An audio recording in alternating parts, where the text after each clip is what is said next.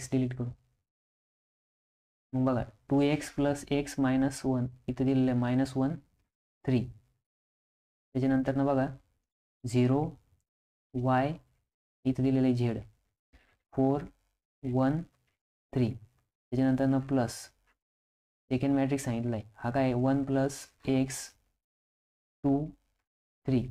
नंतर 0 1 plus y आणि हा 4 2 3 आणि 5. ठीक आहे. इक्वल्स टू काय दिलेलं आहे 6 1 6 0 -1 6 6 4 8. ठीक आहे. मग आता बघा आता इथं दिलेलं आहे बघा. ठीक आहे. मग आता काय करायचं, ह्या दोन मॅट्रिक्सची ॲडिशन करायची. दोन मॅट्रिक्सची जर ॲडिशन केली तर काय होईल, करस्पॉन्डिंग एलिमेंट एकमेकांमध्ये ॲड करायची. तर काय येईल 2 plus x plus 1 plus x plus 1 plus x. नंतर -1 प्लस 2 -1 प्लस 2. नंतर 3 प्लस 3 3 प्लस 3. ठीक आहे.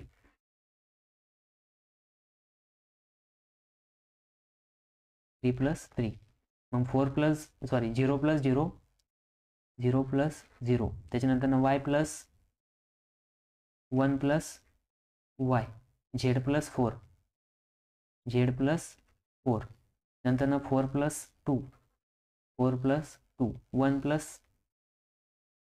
3 आणि 3 प्लस 5 3 प्लस 5 इक्वल्स टू हा मॅट्रिक्स तसाच. ठीक आहे. हा काय 6 1 6 0 -1 6. नंतर इथं काय येईल 6 4 8. ठीक आहे. मग बघा आता इथं काय होईल, मग बघा एक्स प्लस एक्स इथं 1 प्लस एक्स आहे.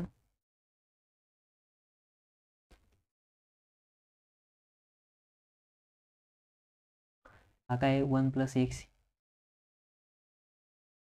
1 प्लस एक्स. मग बघा एक्स प्लस एक्स 2x आणि 2 प्लस 1 3. म्हणजे इथं काय येणार 3 प्लस 2x. त्याच्यानंतर -1 प्लस 2 काय येईल, इथं 1 येईल. त्याच्यानंतर इथं 3 plus 3 6 0 plus 0 0 y plus 1 1 plus y. ठीक आहे. म्हणजेच 2y plus 1 2y plus 1 z plus 4 तसाच. ठीक आहे. त्याच्यानंतर इथं काय 4 आणि 2 6 3 आणि 1 4. त्याच्यानंतर 3 आणि 5 8. ठीक आहे.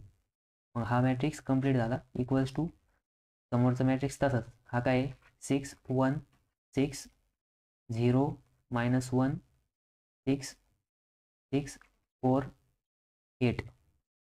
मग बघा as per the rule of इक्वेलिटीनुसार काय आहे की हा जो पोझिशनचा एलिमेंट राहणार आहे तो याच्या इक्वल्समध्ये राहणार आहे. ठीक आहे. त्यानंतर हा जो एलिमेंट आहे z+4 तो कशाच्या इक्वलमध्ये राहणार आहे, ह्याच्या इक्वलमध्ये राहणार आहे. आणि हा जो 2y + 1 आहे तो काय राहणार आहे, या -1च्या इक्वलमध्ये राहणार आहे. ठीक आहे. मग बाकीचं बघा इथं 1 आहे, इथं 6 आहे, इथं 1 1 आहे, इथं 6 आहे, इथं 0 इथं 6 4 8 0 6 4 8. ठीक आहे. मग खाली यायचं as per the rule of equality. As per rule of equality. ठीक आहे. मग काय आहे की 3 + 2x इक्वल्स टू काय आलं 6. त्याच्यानंतर 2y + 1 इक्वल्स टू -1. ठीक आहे. आणि त्याच्यानंतर z+4 इक्वल्स टू किती आलं 6.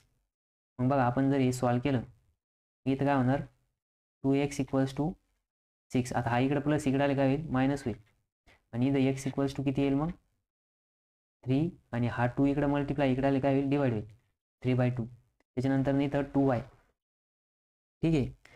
तर हा जो 2y आहे हा 2y काय आहे 2y इक्वल्स टू -1 आणि हा +1 इकडे आले काय होईल -1 होईल. म्हणजे इथं y इक्वल्स टू काय येईल -2 आणि अपॉन 2 म्हणजेच y इक्वल्स टू काय भेटेल आपल्याला 1.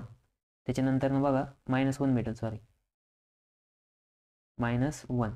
मग आता z मग झेड इक्वल्स टू काय येईल 6 - 4, कारण की हा जो 4 इकडे काय आहे, इकडे काय प्लस, इकडे आले काय होईल मायनस होईल, म्हणजे झेड इक्वल्स टू किती आलं आपलं 2 आलं. मग बघा आपल्याला X equals to 3/2, Y equals to -1 आणि झेड इक्वल्स टू 2 आलं. ठीक आहे.